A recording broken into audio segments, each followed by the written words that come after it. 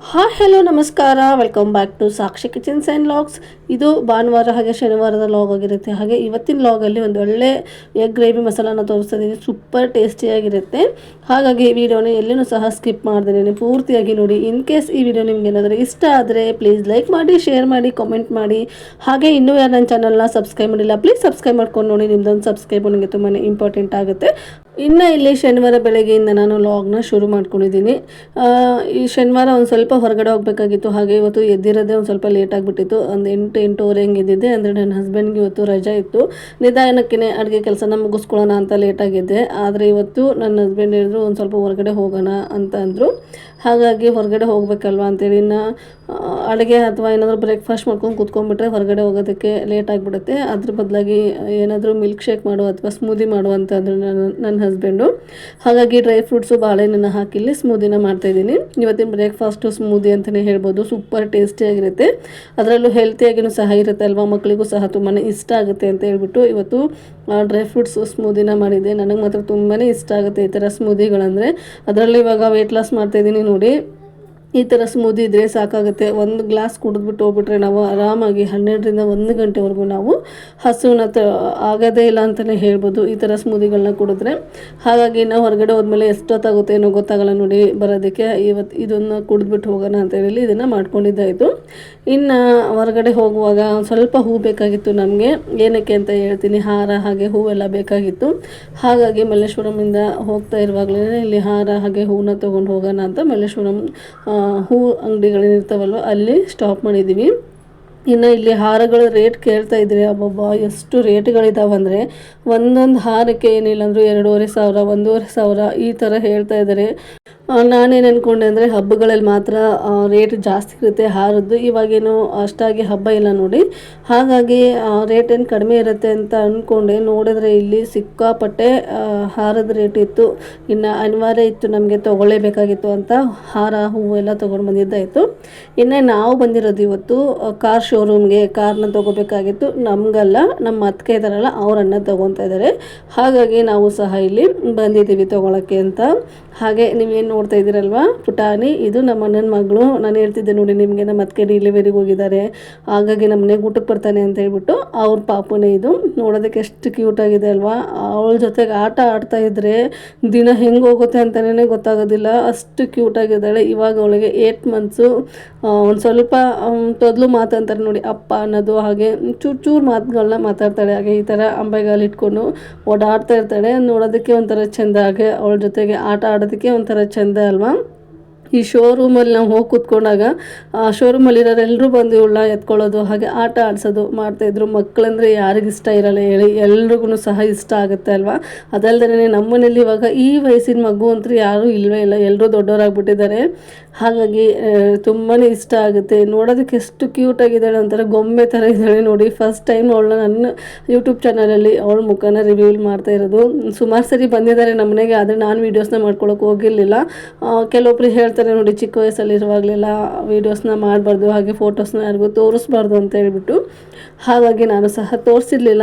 ಇವತ್ತು ಅವಳ ಮುಖನ ರಿವ್ಯೂ ಮಾಡೋಣ ಅಂತೇಳಿ ಇಲ್ಲಿ ತೋರಿಸ್ತಾ ಇದ್ದೀನಿ. ಎಷ್ಟು ಚೆನ್ನಾಗಿ ಆಟ ಆಡ್ತಾಳೆ ಅಂದರೆ ಅವಳ ಜೊತೆಗೆ ಆಟ ಆಡ್ತಾಯಿದ್ರೆ ನಾವು ಸಹ ಮಕ್ಕಳಾಗ್ಬಿಡ್ತೀವಿ. ಅಷ್ಟು ಕ್ಯೂಟಾಗಿ ಅಷ್ಟು ಚೆನ್ನಾಗಿ ಆಟ ಆಡ್ತಾಯಿದ್ಲು. ನನಗಂತೂ ಇವತ್ತು ಟೈಮ್ ಹೆಂಗೋಯ್ತು ಅಂತಲೇ ಗೊತ್ತೇ ಆಗಲಿಲ್ಲ. ಇನ್ನು ನಾವು ಇಲ್ಲಿ ಅವಳ ಜೊತೆಗೆ ಆಟ ಆಡ್ಕೊಳ್ಳೋಷ್ಟು ಟೈಮಲ್ಲಿ ನನ್ನ ಹಸ್ಬೆಂಡು ಹಾಗೆ ಅವ್ರ ಅಣ್ಣ ಏನಿದ್ರಲ್ವ, ಅವರು ಕಾರ್ ತೊಗೊಳ್ಳೋ ಪ್ರೊಸೀಜರ್ ಎಲ್ಲ ಏನೇನಿರುತ್ತೆ ನೋಡಿ.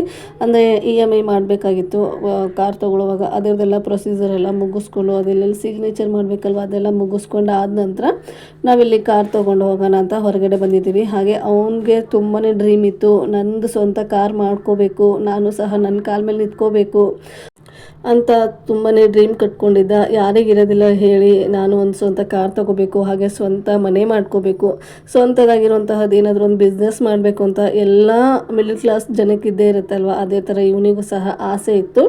ಅದನ್ನು ಇವತ್ತು ಫುಲ್ಫಿಲ್ ಮಾಡ್ಕೊಂಡಿದ್ದಾನೆ ಅವನು. ಹಾಗೆ ಇದನ್ನು ದುಡಿಮೆಗೆ ಅಂತ ತೊಗೊಂಡಿರೋಂತಹ ಕಾರ್ ಇದು. ಹಾಗಾಗಿ ಇನ್ನು ಕಾರೆಲ್ಲ ತೊಗೊಂಡು ನಾವು ಮತ್ತೆ ದೇವಸ್ಥಾನಕ್ಕೆ ಬಂದಿದ್ದಾಯಿತು. ದೇವಸ್ಥಾನಕ್ಕೆ ಬಂದು ಫಸ್ಟ್ ಗಣೇಶ ಟೆಂಪಲಲ್ಲಿ ಪೂಜೆ ಮಾಡಿಸಿ ಅದಾದ ನಂತರ ಇಲ್ಲಿ ಕಾರ್ ಪೂಜೆನ ಮಾಡಿಸ್ಕೊತಾ ಇದ್ದೀವಿ. ಯಾವುದೇ ವಿಘ್ನ ಆಗಬಾರ್ದು ಅಂದರೆ ಮೊದಲಿಗೆ ನಾವು ಮಾಡುವಂತಹ ಕೆಲಸ ಏನಂದರೆ ಗಣಪತಿಗೆ ಪೂಜೆ ಮಾಡಬೇಕಲ್ವ. ಹಾಗಾಗಿ ಗಣಪತಿಗೆ ಪೂಜೆ ಮಾಡಿಸ್ಕೊಂಡು ಇಲ್ಲಿ ಕಾರ್ ಪೂಜೆನ ಮುಗಿಸ್ಕೊಂಡು ಹೋಗ್ತಾ ಇದ್ದೀವಿ. ಇನ್ನು ಅವನು ಹೊಸ ಕಾರ್ ತೊಗೊಂಡಿರುವಂತಹ ಖುಷಿಗೆ ಎಲ್ರಿಗೂ ಸಹ ಟ್ರೀಟ್ ಕೊಡಿಸ್ತೀನಿ ಅಂತ ಹೇಳಿದ್ದ. ಹಾಗಾಗಿ ಹೊರಗಡೆ ಹೋಗ್ಬಿಟ್ಟು ಊಟನೂ ಸಹ ಮುಗಿಸ್ಕೊತಾ ಇದ್ದೀವಿ. ನೀವು ನೋಡಿ, ನಾವು ಉತ್ತರ ಕರ್ನಾಟಕದವ್ರು ಆಗಿರೋದ್ರಿಂದ ನಾವೆಲ್ಲೇ ಹೊರಗಡೆ ಹೋಗಲಿ ಎಲ್ಲೇ ಹೋಗಲಿ ನಮಗೆ ರೊಟ್ಟಿ ಊಟ ಇರಲೇಬೇಕು. ಹಾಗಾಗಿ ನಳಪಾಕ ಹೋಟೆಲ್ಗೆ ಹೋಗಿಬಿಟ್ಟು ನಾವಿವತ್ತು ಊಟನ ಮಾಡ್ತಾಯಿದ್ದೀವಿ. ಇದು ಫುಲ್ ನಮ್ಮ ಉತ್ತರ ಕರ್ನಾಟಕ ಸ್ಟೈಲಲ್ಲೇ ಊಟ ಇರುತ್ತೆ.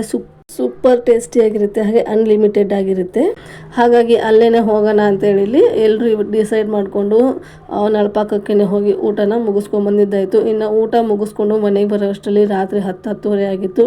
ನನಗೆ ವೀಡಿಯೋನ ಕಂಟಿನ್ಯೂ ಮಾಡೋದಕ್ಕೇ ಆಗಿರಲಿಲ್ಲ. ಹಾಗಾಗಿ ಇದು ಭಾನುವಾರ ಸಂಜೆಯಿಂದ ವೀಡಿಯೋನ ಮತ್ತೆ ಶುರು ಮಾಡ್ಕೊಂಡಿದ್ದೀನಿ. ಭಾನುವಾರ ಬೆಳಗ್ಗೆಯಿಂದಲೇ ವೀಡಿಯೋನ ಶುರು ಮಾಡ್ಕೊಳ್ಳೋಣ ಅಂತ ಅಂದ್ಕೊಂಡೆ. ಆದರೆ ನಾನು ಶನಿವಾರ ಶೋರೂಮಲ್ಲಿ ಹೋಗಿದ್ವಿ ನೋಡಿ, ಅಲ್ಲಿ ಫುಲ್ AC ಇರೋದ್ರಿಂದ ಅವತ್ತು ಇಡೀ ದಿನ ಅಲ್ಲೇ ಆಗೋಗಿರೋದ್ರಿಂದ ನನಗೆ ಫುಲ್ ಸಿಕ್ಕಾಪಟ್ಟೆ ಶೀತ ಆಗಿಬಿಟ್ಟು ಮಲ್ಕೊಂಡ್ಬಿಟ್ಟಿದ್ದೆ ನಾನು. ಗಂಟ್ಲೆಲ್ಲ ಒಂಥರ ಆಗಿಬಿಟ್ಟಿತ್ತು, ಮಾತಾಡೋದಕ್ಕೂ ಸಹ ಆಗ್ತಾ ಇರಲಿಲ್ಲ. ಹಾಗಾಗಿ ಇನ್ನು ಇಲ್ಲಿ ಸಂಜೆಯಿಂದ ಲಾಗ್ನ ಶುರು ಮಾಡ್ಕೊಳ್ಳೋಣ ಅಂತೇಳಿ ಸಂಜೆಯಿಂದ ಲಾಗ್ನ ಶುರು ಮಾಡಿದ್ದೀನಿ. ಇನ್ನು ಸುಮಾರು ದಿನವೇ ಆಗಿತ್ತು ನಮ್ಮ ಮನೆಯಲ್ಲಿ ನಾನ್ ವೆಜ್ನ ಮಾಡಿರಲೇ ಇಲ್ಲ. ಇವತ್ತು ಮಾಡೋಣ ಅಂತ ಅಂದ್ಕೊಂಡೆ, ಆದರೆ ಹುಷಾರಿರುವಂತಹ ಟೈಮಲ್ಲಿ ನಾನ್ ವೆಜ್ ಎಲ್ಲ ತಿನ್ನಬಾರ್ದು ಅಂತ ಹೇಳ್ತಾರೆ ನೋಡಿ. ಹಾಗಾಗಿ ಮೊಟ್ಟೆಯಲ್ಲಿ ಏನಾದರೂ ಗ್ರೇವಿ ಮಾಡೋಣ ಅಂತೇಳಿ ಮೊದಲಿಗೆ ಮೊಟ್ಟೆನ ನೀಟಾಗಿ ಬೇಯಿಸಿಟ್ಕೊತಾ ಇದ್ದೀನಿ. ಇನ್ನು ಮೊಟ್ಟೆ ಬೇಯಿಸೋಕ್ಕಿಟ್ಮೇಲೆ ಗ್ರೇವಿ ಮಾಡೋದಕ್ಕೆ ಏನು ಬೇಕು ನೋಡಿ ಪದಾರ್ಥ, ಅದನ್ನೆಲ್ಲ ನೀಟಾಗಿ ಕಟ್ ಮಾಡಿ ಇಟ್ಕೊಂಡ್ಬಿಟ್ರೆ ನನಗೆ ಗ್ರೇವಿ ಮಾಡೋದಕ್ಕೆ ಸುಲಭ ಆಗುತ್ತೆ ಅಂತ ಇಲ್ಲಿ ಮೊದಲಿಗೆ ಈರುಳ್ಳಿ ಹಾಗೆ ಟೊಮೆಟೊ ಎಲ್ಲ ತೊಗೊಂಡಿದ್ದೀನಿ. ಅದನ್ನು ನೀಟಾಗಿ ಕಟ್ ಮಾಡಿ ಇಟ್ಕೊತಾ ಇದ್ದೀನಿ.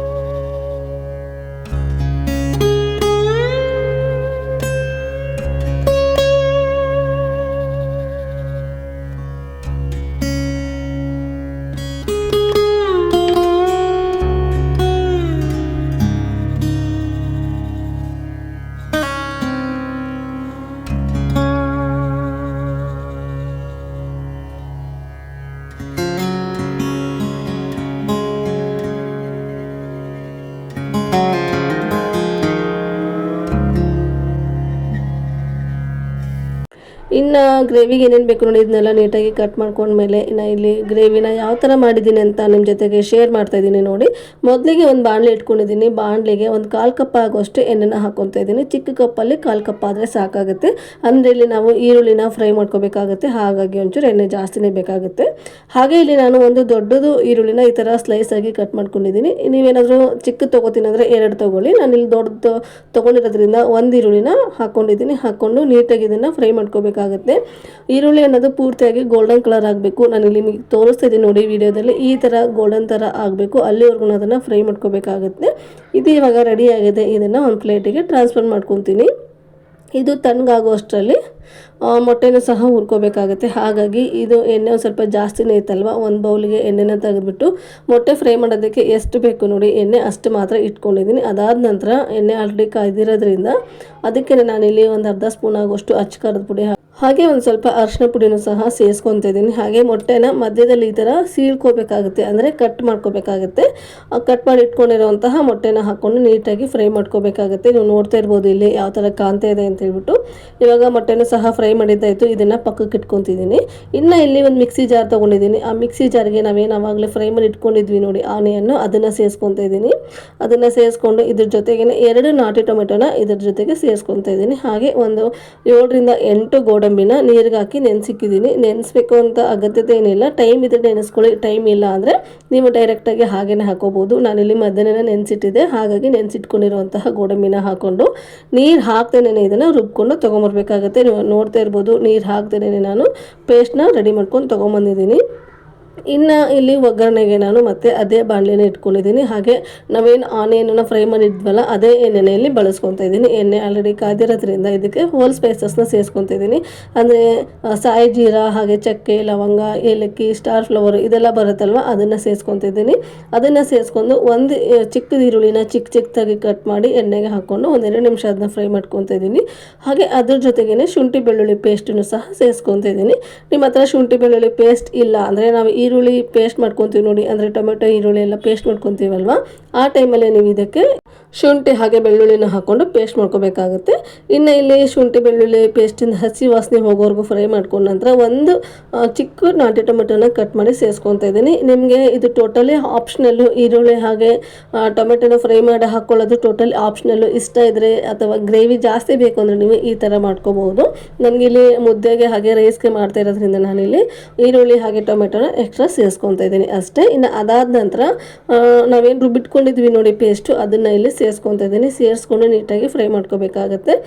ಯಾಕೆಂದರೆ ನಾವು ಟೊಮೆಟೊ ಹಾಕಿರೋದ್ರಿಂದ ಹಸಿ ಟೊಮೆಟೊ ಹಾಗೆ ಇರುತ್ತಲ್ವ, ಹಾಗಾಗಿ ಇನ್ನು ಒಂದು 5 ನಿಮಿಷ ಅದನ್ನ ಫ್ರೈ ಮಾಡ್ಕೊಂಡು ಇದಕ್ಕೂ ಸಹ ಇವಾಗ ಸ್ಪೈಸಸ್ನ ಸೇರಿಸ್ಕೊತಾ ಇದ್ದೀನಿ.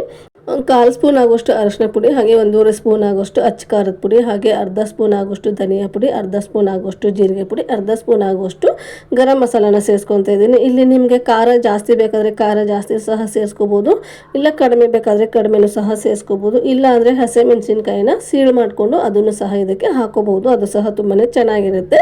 ಇನ್ನು ಅದು ಎಲ್ಲ ಸ್ಪೈಸಸ್ನ ಸೇರಿಸ್ಕೊಂಡು ಮೇಲೆ ನೀಟಾಗಿ ಇದನ್ನು ಫ್ರೈ ಮಾಡ್ಕೋಬೇಕಾಗುತ್ತೆ. ನೀವು ನೋಡ್ತಾ ಇರ್ಬೋದು ಯಾವ ಥರ ಕಾಣ್ತಾ ಇದೆ ಅಂತೇಳಿ. ಇವಾಗ ಇದು ಸುತ್ತಲೂ ಎಣ್ಣೆ ಬಿಟ್ಕೊಂಬರ್ಬೇಕು, ಅಲ್ಲಿವರೆಗೂ ಫ್ರೈ ಮಾಡ್ಕೋಬೇಕಾಗುತ್ತೆ. ಅದಾದ ನಂತರ ಇದಕ್ಕೆ ಗ್ರೇವಿ ಎಷ್ಟು ಬೇಕು ನೋಡಿ ಅಷ್ಟು ನೀರನ್ನ ಸೇರಿಸ್ಕೊಳ್ಳಿ.